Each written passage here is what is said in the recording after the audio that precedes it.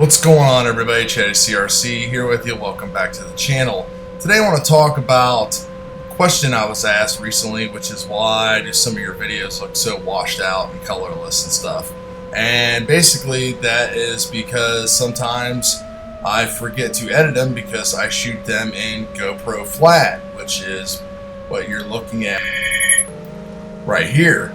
And now you're looking at an image that is shot with GoPro color, Protune on, which is pretty much what everybody uses. Nobody really uses the flat profile, but the flat profile opens up a lot more room for bringing out different contrasts and lighting conditions. And some of you guys that are shooting in like bandos and things out west, it's not necessarily the best thing, so you might want to shoot in flat just to get more out of your video. So let's take a look at what I'm talking about.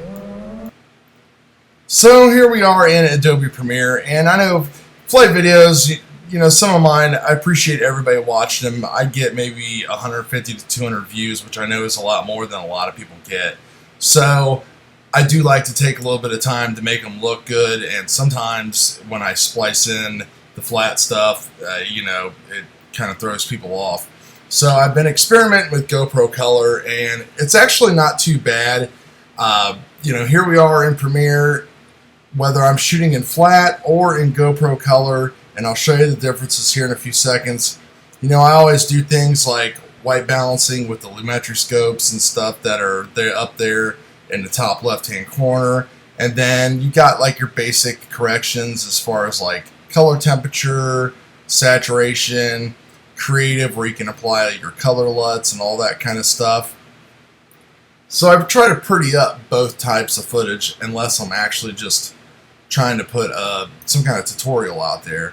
The other thing about shooting in the flat profile is that it shows off all the weaknesses in your quad too, because they're not masked in the dark or in the very bright light like GoPro Protune kind of like will adjust and dim stuff down so you can't see tiny oscillations and vibrations in that a whole lot. But this is just kind of a look as far as what you have to do.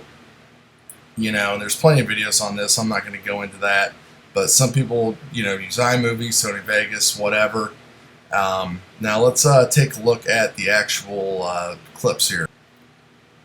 So I took a couple still images of a before and after. The top is just flat out of the GoPro. The other one is with some correction done to it in flat. And then got the video here, short little clip just going to play through that will show you the difference between both of them.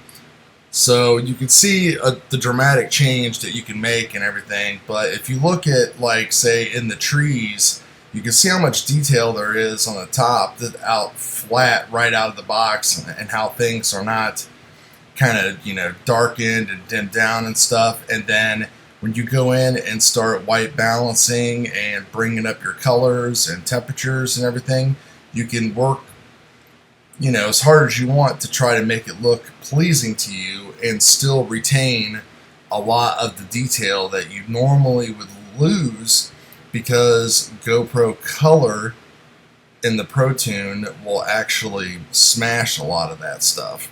So let's take a look at a flight with the Protune color on and auto white balance and show you what I'm talking about. And once again here, starting off with two pictures. The top is straight out of the camera, the bottom is not. It has some adjustment on the GoPro Protune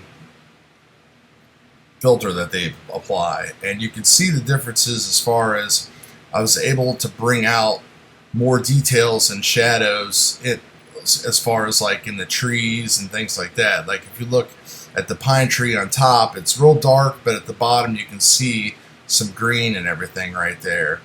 And then when I do, there's one more pass of it right here.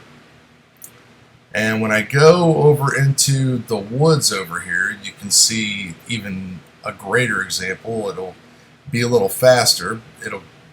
Might pass you by, but you can see, if you look to the left as we fly into the shadows, how much more brightness there is in contrast versus the one on top, which is straight out of the camera.